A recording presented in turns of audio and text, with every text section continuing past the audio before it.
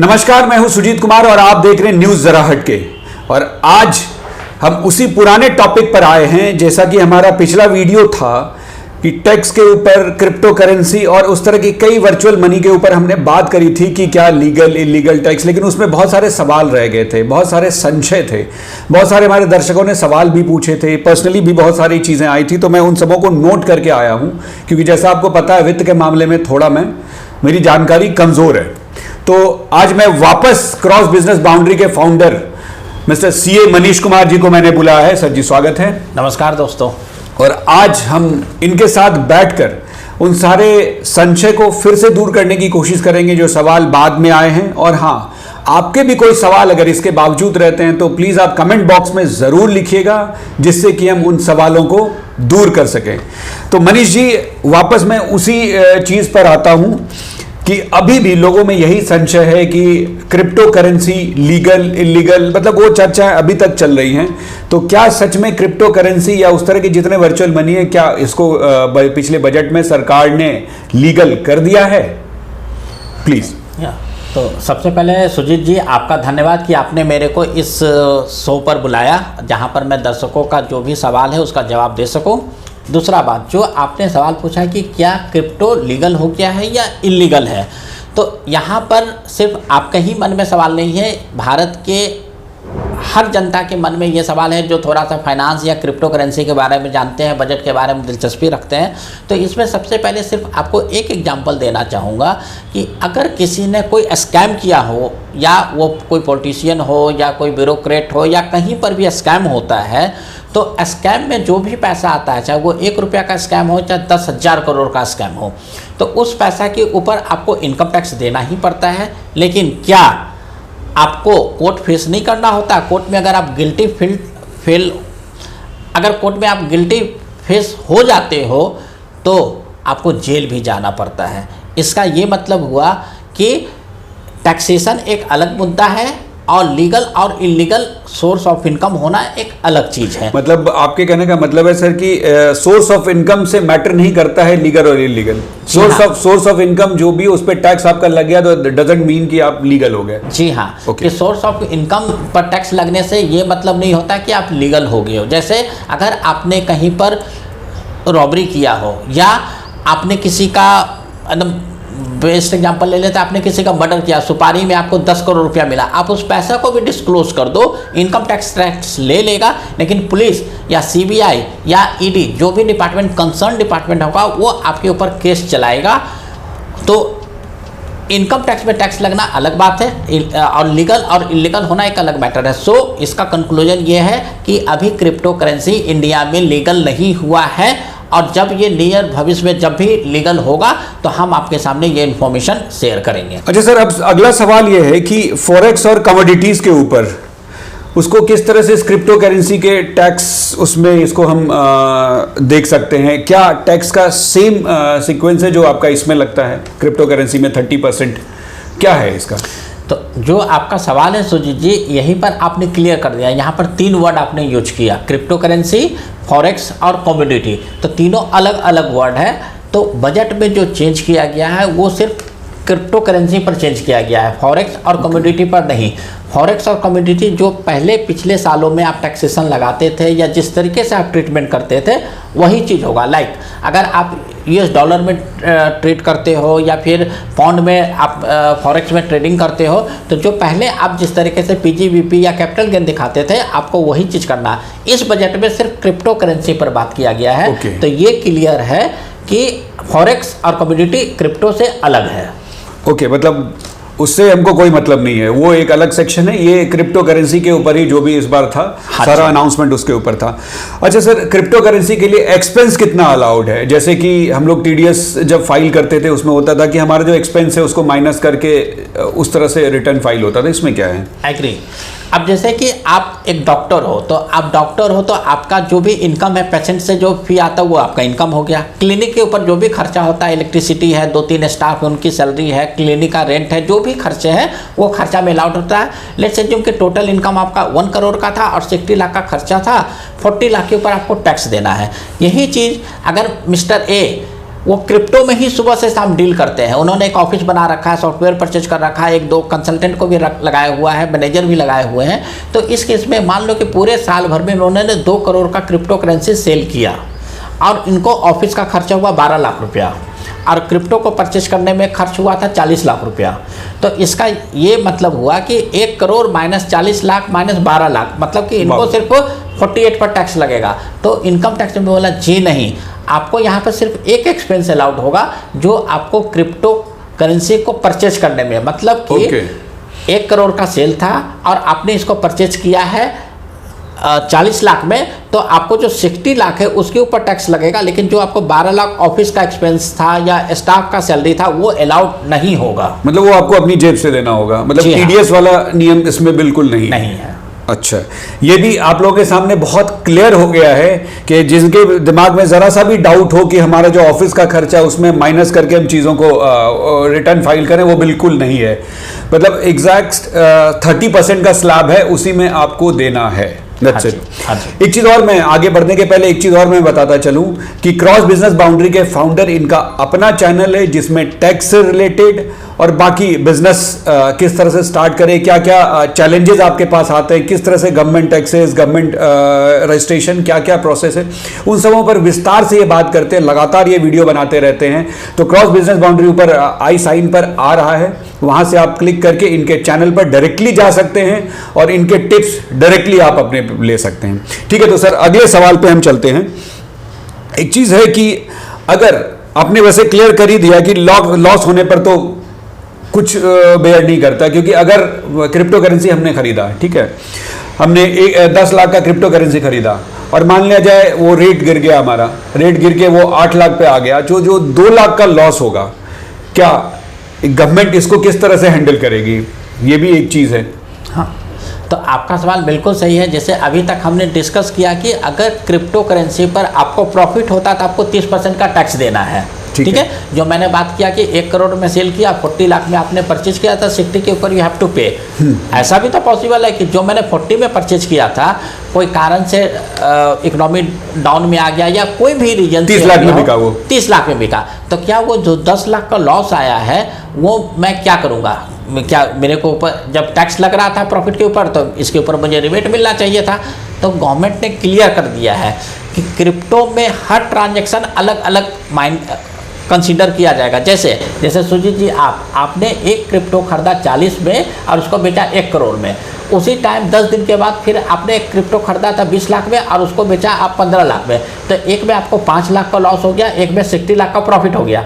तो गवर्नमेंट कहती है 60 के ऊपर तो मैं 30% लूंगा, लेकिन ये जो 5 लाख का लॉस हुआ उसको आप भूल जाओ। अच्छा, वो आप झेलो, वो मेरी टेंशन। उससे हमें मतलब इवन ये भी नहीं कहूँगा मैं कि मतलब गवर्नमेंट कर रही है कि 60 माइनस 5 जो 55 बचा नेट ऑफ करके उस पर टैक्स नहीं लगेगा। गवर्नमेंट कहती है जो प्रॉफिट हुआ जी उस पर टैक्स दे दो, 5 लाख को आप जय सिया राम बोल दो। शुद्ध हिंदी में मैं बात करना चाहता हूं। एक्चुअली मतलब प्रॉफिट में हमारी हिस्सेदारी है, लॉस में आप अकेला झेलो। करेक्ट। हाँ। अच्छा, ये तो क्रिप्टो करेंसी और उससे रिलेटेड बातें हुई। तो अगर आप लोगों के इसके अलावा भी कोई भी सवाल इससे जुड़ा हुआ हो तो कमेंट बॉक्स में ज़रूर आप कमेंट कीजिए।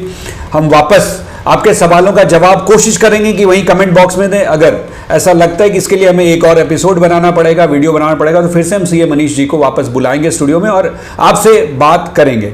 और हाँ, इसके पहले भी पिछला वीडियो भी इनके साथ हमारा था, उस वीडियो का यहाँ आई साइन पे आप चेक कर सकते हैं और वहाँ उसको क्लिक करके आई साइन पे उस वीडियो को भी आप देख सकते हैं। हो सकता है बहुत सारे सवालों के जवाब वहाँ से भी आपके मिल जाए। अच्छा सर, अगले सवाल पे हम लोग चलते हैं। टीडीएस रूल जो है क्रिप्टो करेंसी का, वो क्या कहता है? तो इस बजट में एक बहुत बड़ा चेंज किया गया है। जैसे मैं कोई क्रिप्टो परचेज करूंगा, लेट्स से जो मैंने 1 लाख रुपए का कोई क्रिप्टो परचेज किया, जब मैं इसको बेचूंगा तब प्रॉफिट होगा। लेकिन अगर मैंने 2 साल 4 साल 5 साल होल्ड कर लिया, उसका दाम कितना भी बढ़े मुझे उस पर टैक्स नहीं लगेगा। एक तो ये पॉइंट है, जब मैं बेचूंगा तब लगेगा। अब है कि क्या बजट में परचेज करते वक्त मुझे कुछ ध्यान रखना है? तो बजट में बोला है जब आप कोई क्रिप्टो करेंसी परचेज करते हो तो आपको टीडीएस काटना है। जैसे कि ये सुजीत है, सुजीत जी से मैंने बोला आपके पास एक कॉइन है, चाहे वो जो भी डिनोमिनेशन में रहे, 0.5 रहे, 0.2 रहे, उस पर अभी हम नहीं आ रहे। मैं बोलता हूँ एक पर्टिकुलर इकाई जो है जो एक यूनिट है वो यूनिट मेरे को 1 लाख रुपया में आप मेरे को सेल कर दो। तो कहते ठीक है। जब मैं इनको 1 लाख रुपया ट्रांसफ़र करने वाला हूँ एक यूनिट के बदले, तो मैं 1% पहले TDS काटूंगा और इनको 99,000 से ट्रांसफ़र करूंगा।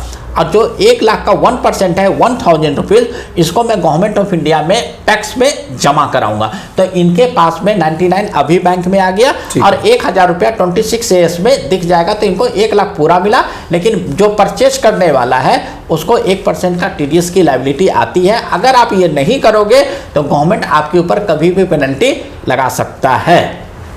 Be aware.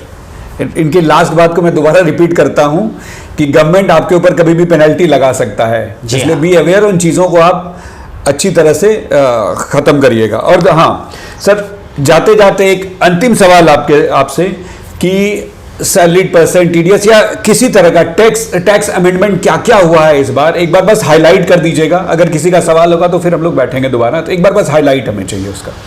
सबसे इम्पॉर्टेंट चीज़ है कि जो बजट में बोला जाता है कि कॉमन पर्सन के लिए कोई टैक्स बेनिफिट मिले, तो मोस्ट पब्लिक कोई टैक्स बेनिफिट नहीं है, लेकिन एक बर्डन क्रिएट कर दिया गया है लाइक क्रिप्टो। इसको आप बर्डन बोलो या फिर गवर्नमेंट के तरफ से ट्रांसपेरेंसी बोलो, ये आपको डिसीजन लेना है, ठीक है। नाउ सेकेंड थिंग, जो दो बहुत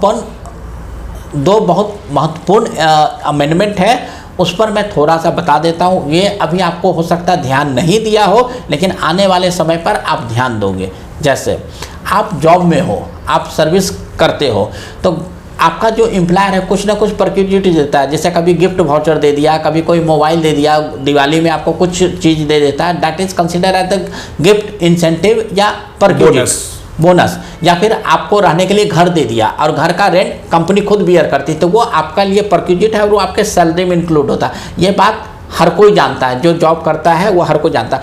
अब इसी क्लॉज को अमेंड करते हुए बोल दिया गया है कि जैसे मैं एक चार्टर्ड अकाउंटेंट हूँ और सुजीत जी ने मेरे को बोला कि मनीष आप मेरा टैक्स रिटर्न फाइल करो, मेरा सारे कंपनी का ITR आपको फाइल करना है। तो मैंने इनको बोला ठीक है सर, मैं आपका करूँगा, X अमाउंट मेरा फ़ी होगा, लेट से जो 1 लाख रुपया मेरा फ़ी होगा। इन्होंने बोला एग्री।